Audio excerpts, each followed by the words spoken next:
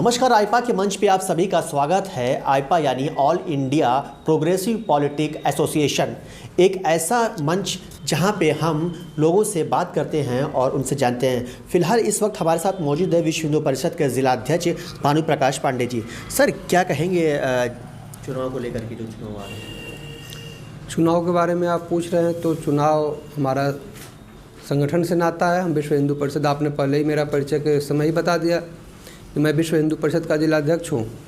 तो डायरेक्ट हम चुनाव से नहीं जुड़े होते हैं, लेकिन हम गहनतापूर्वक जो राजनीति है देश की उसको ध्यान देते हैं, उसका आकलन करते हैं। तो जो चुनाव है वह विकास के मुद्दे पे लड़ा जा रहा है और आप देख रहे हैं कि पूरे देश में एक विकास की धारा बह रही है। हर तरफ रोड हो, कंपनियां हो या जो भी विकास के मानदंड होते हैं, सबको पूरा किया जा रहा है हमारी सरकार द्वारा। तो ये बहुत अच्छा माहौल है पूरे भारतवर्ष में और पूरे उत्तर प्रदेश में। देश में राजनीति का जो प्रचलन चलता आ रहा है, उससे आप कितना संतुष्ट हैं? राजनीति का प्रचलन, राजनीति बहुत बदल चुकी है। अन्य जो राजनीतिक दल हैं वो जातिवाद की राजनीति करते हैं और बार बार किसी एक वर्ग विशेष की बात करते हैं। उनकी राजनीति को उनके विकास के लिए, उनके सुविधाओं के लिए वो विशेष रूप से चिंतित रहते हैं। जबकि हमारा जो संगठन है, हमारा जो पार्टी है, भारतीय जनता पार्टी, या हम संघ परिवार के भी व्यक्ति हैं, तो हमारी जो भावना है वह एक भारतीयता के नाते होती है, राष्ट्रीयता के नाते होती है। हम एक राष्ट्र के नागरिक हैं और अगर राष्ट्र का विकास होगा तो निश्चित रूप से सबका विकास होगा। अच्छा, अगर आप बदलाव चाहते हैं तो कैसे बदलाव करेंगे? बदलाव धीरे धीरे होगा। हम आश्वस्त हैं, बदलाव होगा ही होगा, क्योंकि स्थितियां बहुत बदल चुकी हैं। पहले बहुत बुरी स्थिति हुआ करती थी, आज हर जगह धीरे धीरे बदलाव दिख रहा है और एक सकारात्मक बदलाव दिख रहा है। आगे और भी बदलाव होगा और सब लोग एक राष्ट्रीयता के भावना में से ओतप्रोत होकर के भारत के बारे में सोचेंगे, राष्ट्र के बारे में सोचेंगे। सभी युवा एक साथ होंगे, जातिवाद, पंथवाद, धर्मवाद सब चीज़ें भूल करके राष्ट्रवाद पर सब लोग आगे बढ़ेंगे और निश्चित रूप से हमारे राष्ट्र का विकास होगा। अच्छा, हर दल अपने आप को लोकतांत्रिक कहता है, कैसे देखते हैं आप इसको? देखिए, लोकतांत्रिक कहना और कार्य करना दोनों अलग अलग चीज़ें होती हैं।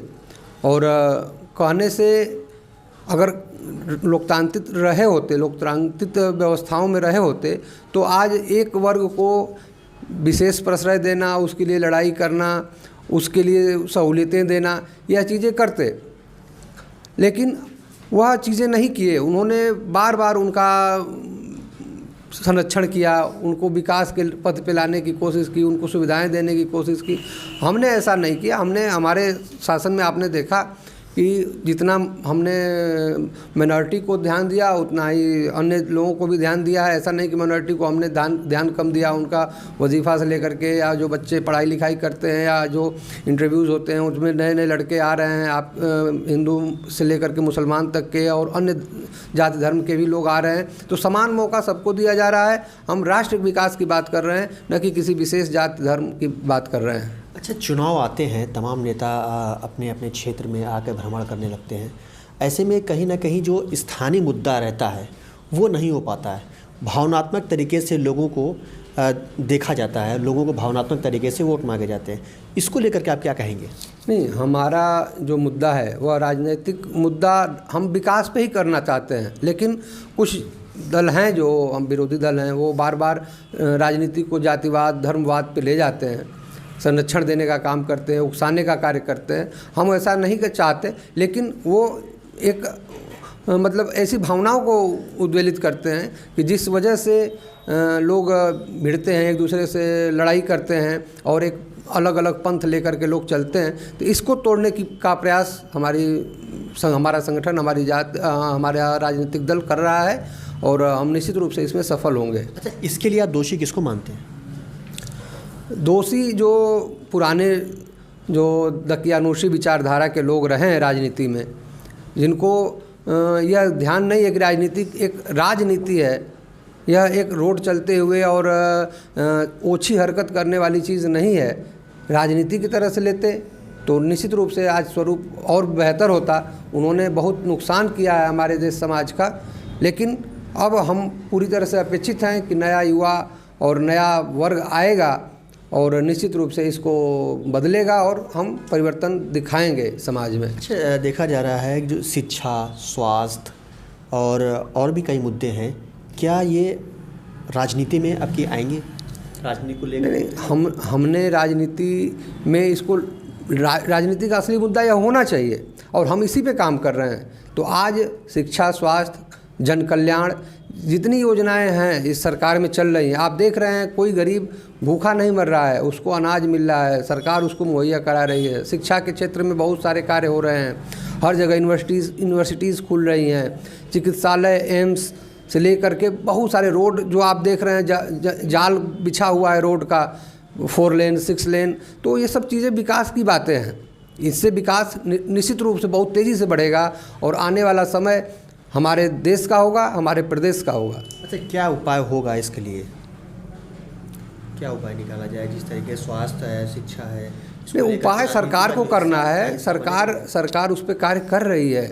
यह परिवर्तन आप देख रहे होंगे और निश्चित रूप से यह परिवर्तन जब आता है ना, तो सभी राजनीति, जब जो धर्म की राजनीति, जाति की राजनीति सब समाप्त हो जाती है, तो वह क्रम आ रहा है और आप परिवर्तन देखेंगे। वह जातिवाद, धर्मवाद और संप्रदायवाद सब खत्म हो जाएगा, सिर्फ विकासवाद रह जाएगा। अच्छा, असंतुष्ट होकर वोट देना, भावनात्मक तरीके से वोट मांगना, क्या कहेंगे इसको लेकर के? जो जनता, जो आम युवा हैं, वो मतलब घबरा करके, जैसे कि ऐन मौके चुनाव का आता है उसको लेकर के हैं, और जिसको हवा चलती है बस उस पर दे दिए, क्या कहेंगे इसको लेकर? नहीं, यही तो बदलने की ज़रूरत है। हम आप युवा हैं और हमको यह समझना है कि कौन देश हित में अच्छा रहेगा, समाज हित में कौन अच्छा रहेगा, उसको समझना है, उसको वोट देना है। यह चीज़ हम आज उनसे आह्वान करते हैं कि वह देखें कि नहीं, कौन है जो हमारे बारे में सोचता है, युवाओं के बारे में सोचता है, शिक्षा के बारे में सोचता है, रोजगार के बारे में सोचता है, जन कल्याण के बारे में सोचता है और नई नई जो विकास की योजनाएं हैं उसके बारे में सोचता है। तो उसको हमको लाना होगा। हम आह्वान करेंगे कि उसके बारे में सभी युवा सोचें और उसको ही वोट करें जो इन सब चीज़ों से ओतप्रोत हो, उस विचारधाराओं से ओतप्रोत हो। युवाओं को नेतृत्व देना क्या राजनीति को बढ़ावा देना है? नहीं, युवा, देखिए, युवा होना अपने आप में एक अलग ऊर्जा होती है। युवा मतलब एक, आप जब युवा शब्द का नाम लेते हैं तो एक ऊर्जा महसूस होती है।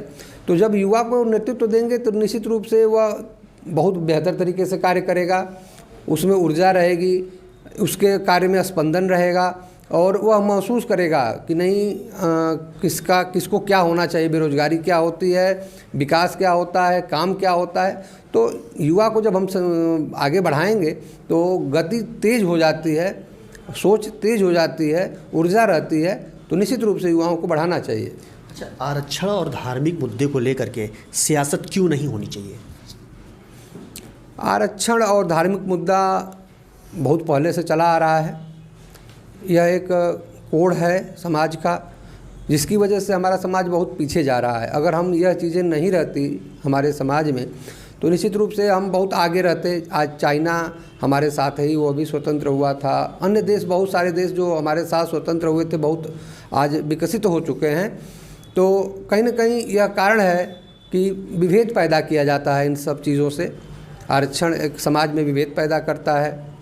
तो इन सब चीज़ों को पहले की सरकारों ने किया है और इसकी कभी कभी लगती है कि ज़रूरत भी है, लगता है कि नहीं, यह आवश्यक भी है, क्योंकि अभी जो विकास होना चाहिए था उन्होंने उस समाज का विकास नहीं किया।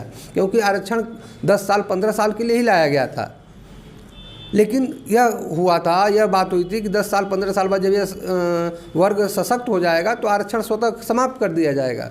लेकिन इन्होंने, इनकी नीतियों ने, गलत नीतियों ने समाज को सशक्त नहीं होने दिया। जो पिछड़ा वर्ग है, जो वंचित समाज है, वह सशक्त नहीं हो पाया।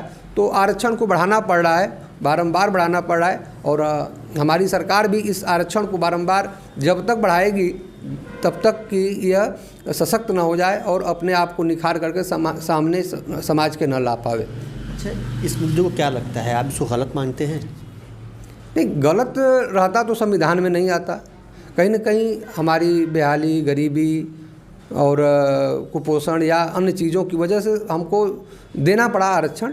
यह संविधान की आवश्यकता थी, क्योंकि जो गरीब है, जो असहाय है, उसी को सहयोग की ज़रूरत होती है। अच्छा, क्या कहेंगे ऐसे लोगों की? नहीं, आरक्षण अभी रहना चाहिए। जब तक गरीब हैं तब तक उनको सबल बनाने के लिए हमको सहयोग हमारी सरकार को करना चाहिए, और यह सही फैसला है, इसको हम गलत नहीं ठहरा रहे हैं। लेकिन इसमें यह भी है कि जो क्रीमी लेयर है, हम इसका विरोध करेंगे। जो क्रीमी लेयर वर्ग है, जो मलाई युक्त वर्ग है, उसको यह लाभ नहीं मिलना चाहिए। इसके लिए अन्य प्रयास और करने चाहिए। मैं दरख्वास्त करूंगा सरकार से कि वह इनका मतलब अलग अलग तरीके से इनको छांटने का कार्य करें। धन्यवाद। ये हमारे साथ थे भानु प्रकाश पांडे जी, जो विश्व हिंदू परिषद से थे आइपा में। सर, आपका बहुत बहुत धन्यवाद बात करने के लिए। फिलहाल हम मऊ से आसिफ रिजवी, आइपा।